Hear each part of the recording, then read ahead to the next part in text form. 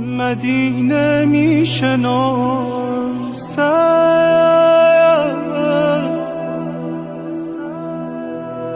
سکوت و بی وفایی،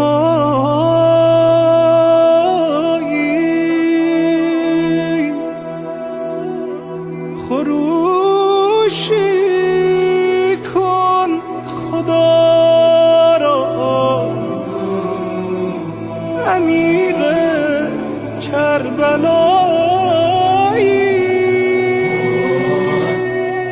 دستی برار ای ساکن صحرای غربت، مرهم بنه بر زخم جان فرسای غربت. ای بارز غم دیده پهلوی مادر، شبی تو بر خاکستر گلهای پربر.